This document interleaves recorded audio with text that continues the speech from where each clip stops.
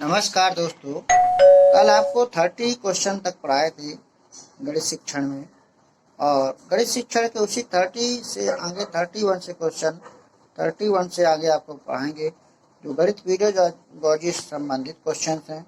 इनको आपको ध्यान के सुनिए और अपनी तैयारी जारी रखिए। तो पहला क्वेश्चन यहाँ पर बनता है, कक्षा 5 के विद्यार्थी समस्या 1/2 + 1/3 को सही तरीके से हल कर सकते थे, लेकिन वे इस समस्या का हल नहीं निकाल सकते थे कि आधे केक में कितने 1/3 केक के टुकड़े हैं। तो इसका कारण क्या है? आप विकल्प देखिए और उत्तर भेजिए।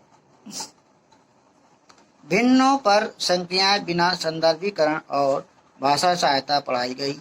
विद्यार्थी इन दोनों समस्याओं की गणितीय तुलना को समझने के योग्य नहीं है।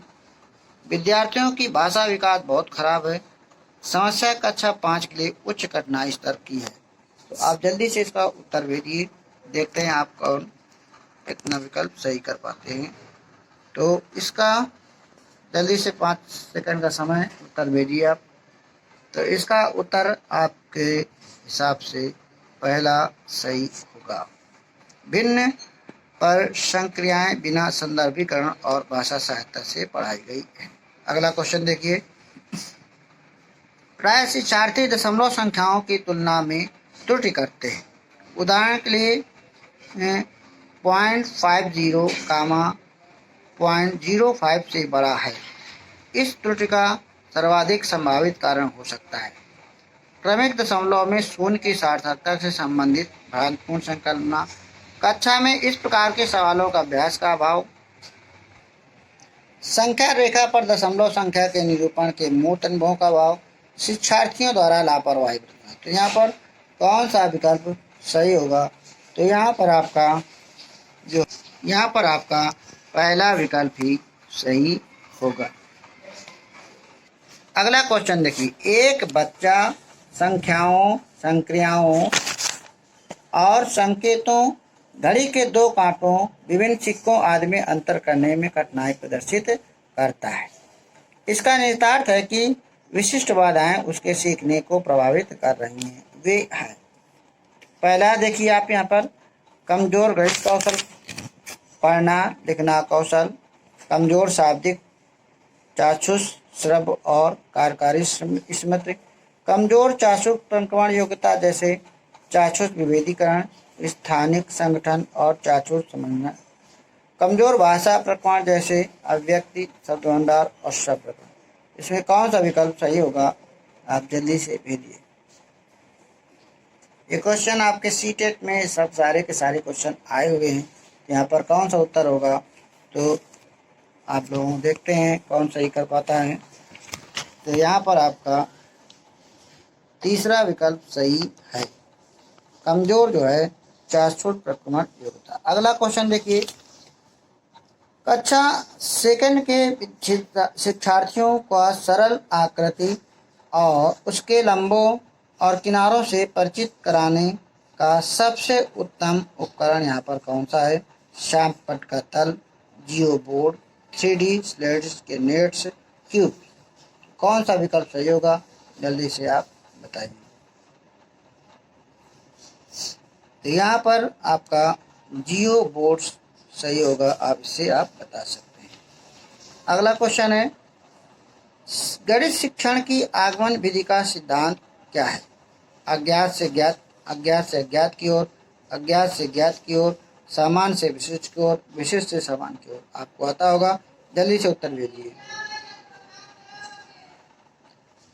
तो भेज चुके होंगे आप। तो यहाँ पर सामान्य से विशिष्ट की ओर होता है। अगला, किसी छात्र को नीचे दी गई संख्याओं को पढ़ने के लिए कहा गया। 306, 408, 4008, 4018। उसने इन्हें इस प्रकार से पढ़ा: 30/6, 40/8, 408, 40/10 या 40/18।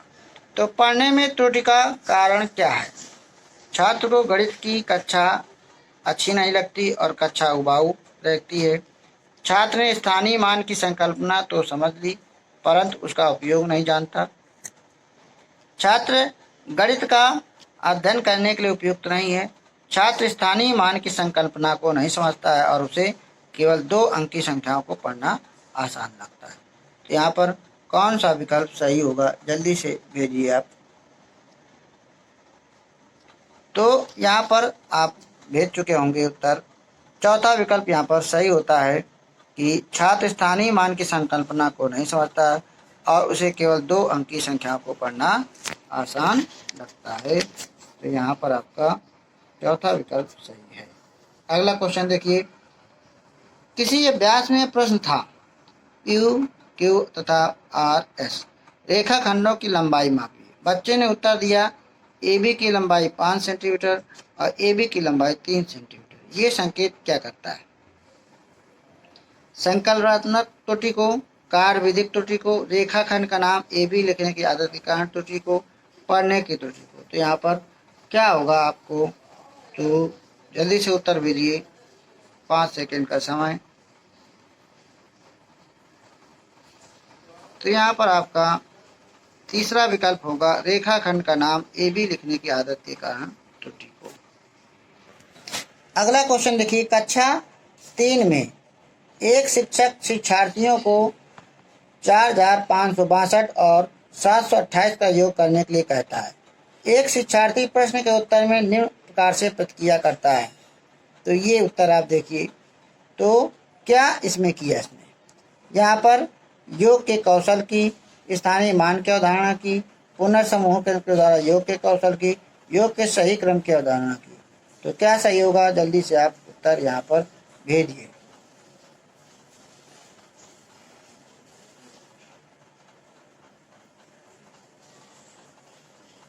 तो यहाँ पर आपका बी विकल्प सही होगा, दूसरा विकल्प सही होगा, जो स्थानीय मान की अवधारणा की।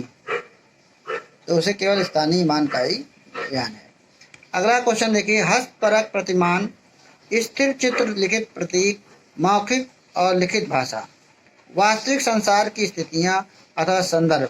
तो उनको दर्शाने के 5 तरीके कौन से हैं? विकल्प आप देखिए। गणितीय चिंतन एवं विचार, ज्यामितीय प्रमाण, गणित की पाठचर्या, गणितीय शब्द। यहाँ पर कौन सा सही होगा, उत्तर भेजिए आप लोग। तो यहाँ पर आपका आप भेज चुके होंगे, पहला विकल्प सही है। अगला क्वेश्चन देखिए।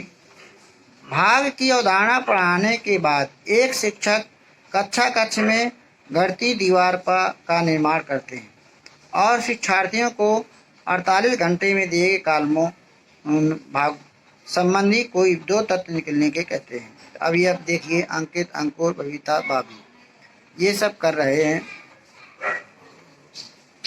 अब इस गतिविधि में शिक्षक की सहायता कर सकती, शिक्षक क्या सहायता कर सकती थी? शोर मुक्त कक्षा वातावरण बनाने में, अगले 2 दिनों के लिए शिक्षार्थियों को किसी गणितीय कार्य में व्यस्त रखने के लिए, प्रत्येक बच्चा को अव्यक्त और एक दूसरे से सीखने का अवसर देने के लिए, शिक्षार्थी द्वारा सीखने एवं तत्वों की संख्या का रिकॉर्ड रखने में। इसमें कौन सा विकल्प सही होगा, जल्दी से बताइए। तो यहाँ पर आपका तीसरा विकल्प सही है, प्रत्येक बच्चा को अव्यक्त के और एक दूसरे से सीखने का अवसर देना। अगला क्वेश्चन देखिए। जियो बोर्ड जो होता है किसके शिक्षण का एक प्रभावी साधन, अभी आपको पूछा था जियो बोर्ड। तो यहाँ पर आप देखिए, आधारभूत ज्यामितीय अवधारणाओं जैसे किरणें, रेखाएं, कोण, ज्यामितीय आकृतियाँ और उनकी विशेषताएं, द्विविमीय और त्रिविमीय आकृतियों में अंतर करना, सममित की अवधारणा। तो यहाँ पर कौन सा विकल्प सही होगा? अभी आपको पिछले क्वेश्चन में पूछा था जियो बोर्ड किसका उपयोग करते हैं। तो यहाँ पर आपका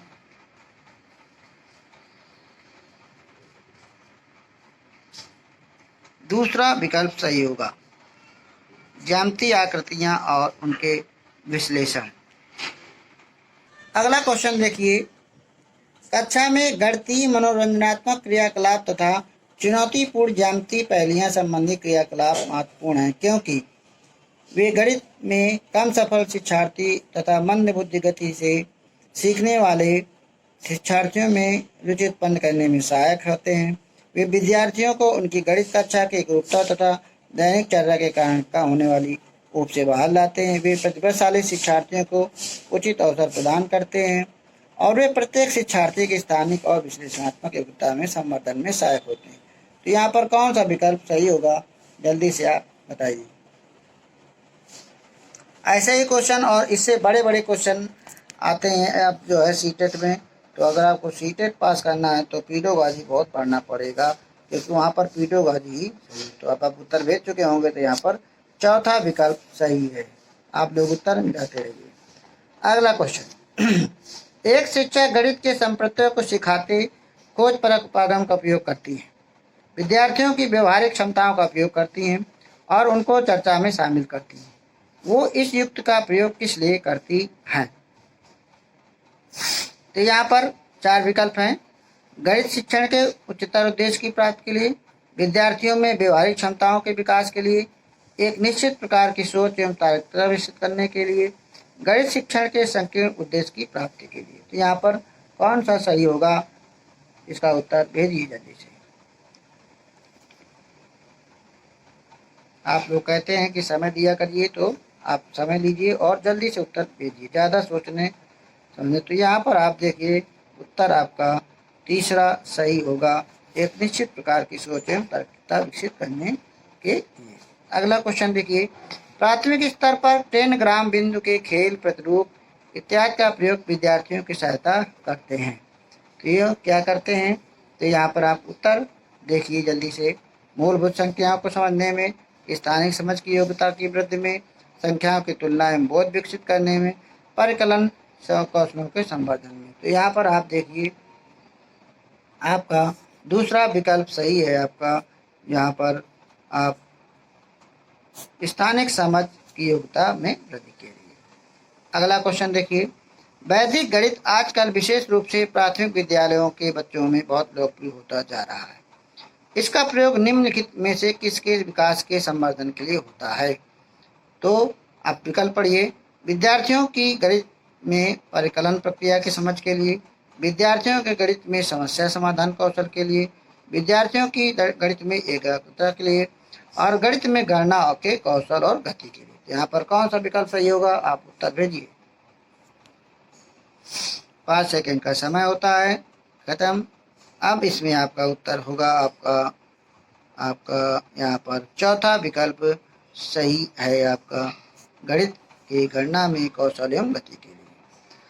अगला क्वेश्चन देखिए, कक्षा 2 के कुछ विद्यार्थियों को हासिल वाले 2 अंकों की संख्याओं के जोड़ में कठिनाई का सामना करना पड़ता है। इसका कारण क्या है?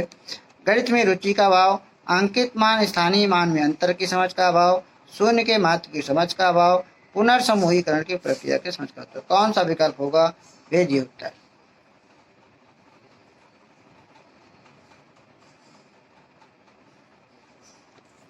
तो यहाँ पर भी आपका चौथा विकल्प ही सही है, पुनर्समूह की प्रक्रिया की समझ का अभाव यहाँ पर है, तभी वो जोड़ घटाव नहीं कर पाता है। अगला क्वेश्चन देखिए, कक्षा 4 में सम्मित और परावर्तन की ज्यामितीय संकल्पनाओं की वृद्धि के लिए निम्नलिखित में से कौन से व्यवहार कौशल उपकरणों की आवश्यकता होती है?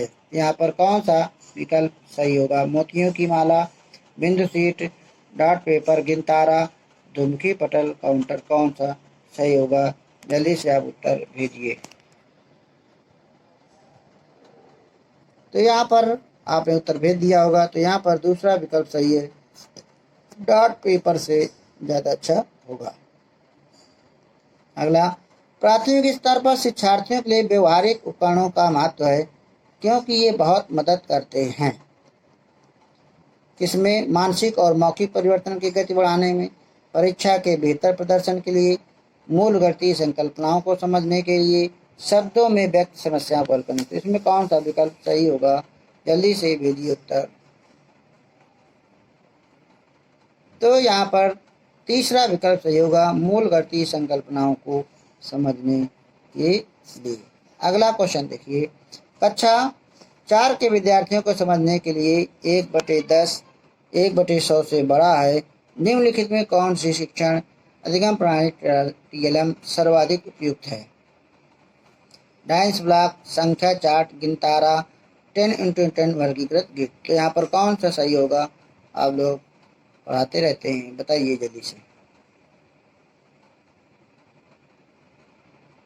तो यहाँ पर आपका दूसरा विकल्प सही होगा, संख्या चार्ट के द्वारा ज़्यादा सही होगा। अगला क्वेश्चन है, गणित में त्रुटियों की महत्वपूर्ण भूमिका है, ये कथन है। क्या है? गणित, क्योंकि गणित में त्रुटियों का कोई स्थान नहीं होता है। गलत, क्योंकि त्रुटियों का कोई स्थान नहीं होता है। दूसरा गलत, क्योंकि त्रुटियां लापरवाह दर्शाती हैं। तीसरा सही, क्योंकि ये बोध कराती हैं कि बच्चे गणित की अवधारणा को किस प्रकार रचना करते हैं। और चौथा सही, क्योंकि ये विद्यार्थियों को उनके प्राप्तांकों के बारे में फीडबैक देती हैं। तो यहाँ पर कौन सा विकल्प सही है? गणित में त्रुटियों की महत्वपूर्ण भूमिका है, क्यों? तो यहाँ पर आपने उत्तर भेज दिया होगा। यहाँ पर तीसरा सही है, क्योंकि ये बोध कराती हैं कि बच्चे गणित की अवधारणा की किस प्रकार रचना करते हैं। अगला क्वेश्चन है, एक दिए हुए आयत और समांतर चतुर्भुज का क्षेत्रफल समान है, परंतु कक्षा 4 के अनेक शिक्षार्थियों ने उत्तर दिया कि समांतर चतुर्भुज का क्षेत्रफल अधिक है। शिक्षक शिक्षार्थियों को ये समझने में किस प्रकार सहायता कर सकता है कि दोनों के क्षेत्रफल समान हैं? पहला, पैमाने के प्रयोग से, जियो बोर्ड के प्रयोग से, आलेख पेपर के प्रयोग से, कागज मोड़ने के प्रयोग से। तो कौन सा विकल्प सही होगा? तो आपको विकल्प आपको यहाँ पर तीसरा देखना पड़ेगा, ग्राफ पेपर या आलेख पेपर के प्रयोग से। अगला क्वेश्चन देखिए, कक्षा 2 की एक शिक्षिका ने अपने विद्यार्थियों को 4 इकाई 3 दहाई लिखने को कहा। कुछ विद्यार्थियों ने 34 के स्थान पर 43 लिखा। एक शिक्षिका के रूप में आप विद्यार्थियों को इस संकल्पना को कैसे समझाएंगी? स्तंभ विधि में अभ्यास करने के लिए बहुत सारे प्रश्न देंगी। विद्यार्थियों को गिनतारा पर प्रदर्शित करने के लिए कहेंगी और फिर लिखने को कहेंगी। उन्हें बताएंगी कि ये गलत है और फिर उन्हें सही उत्तर लिखने को कहेंगी। हमेशा दहाई और इकाई के स्तंभों में लिखना सिखाएंगी, जिससे उनके कोई भ्रम ना हो। तो इसमें कौन सा विकल्प सही होगा? आप लोग जल्दी से बताएं। तो यहाँ पर आप देखेंगे तीसरा विकल्प यहाँ पर सही है। उन्हें बताएंगे कि गलत है, फिर उन्हें सही उत्तर लिखने के लिए कहेंगे।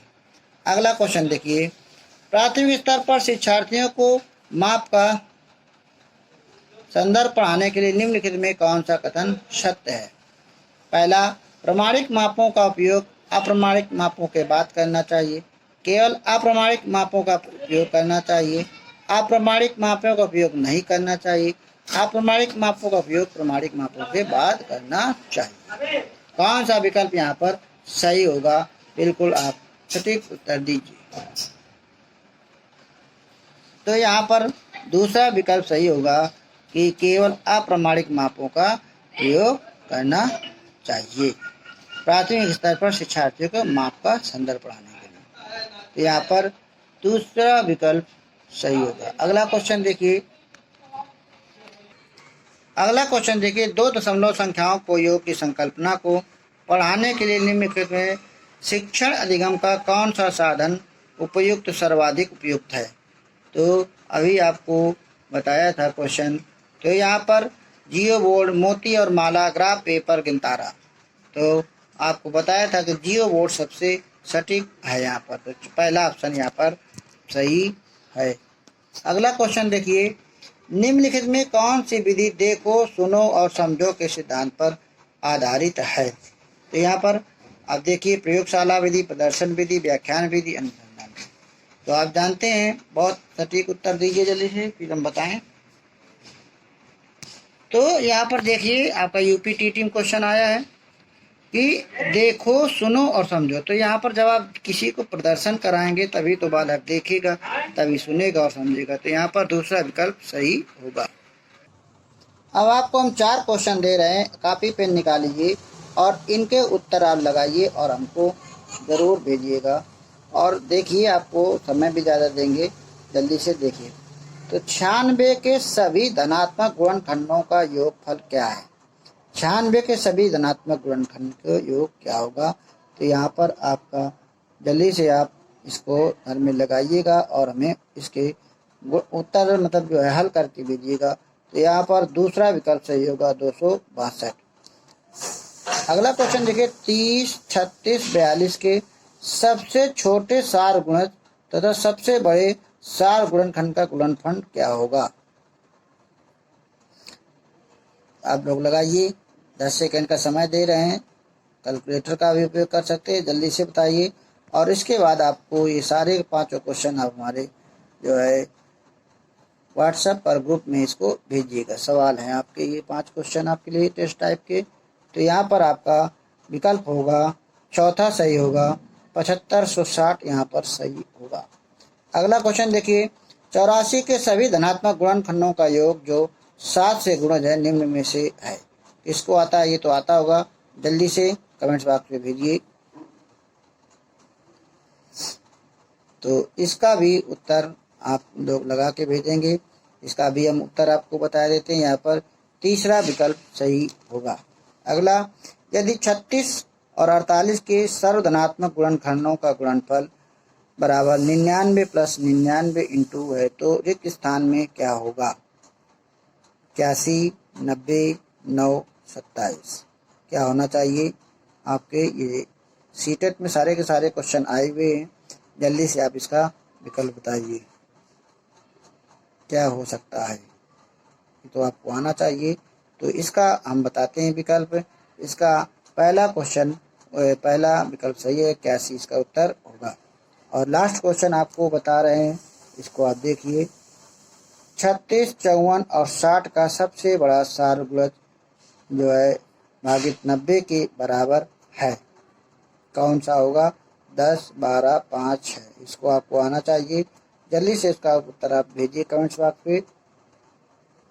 यहाँ कौन होगा? तो यहाँ पर देखिए 6, यहाँ पर चौथा विकल्प सही होगा। तो इस प्रकार से आपने 30 प्रश्नों का रिवीजन किया और इन 5 क्वेश्चनों का आप हमें उसी ग्रुप में डालिएगा। बहुत बहुत थैंक यू, धन्यवाद, नमस्कार और आपको शुभकामनाएं। आप सभी की बहुत से शीघ्र से जॉब लगे। थैंक यू, धन्यवाद।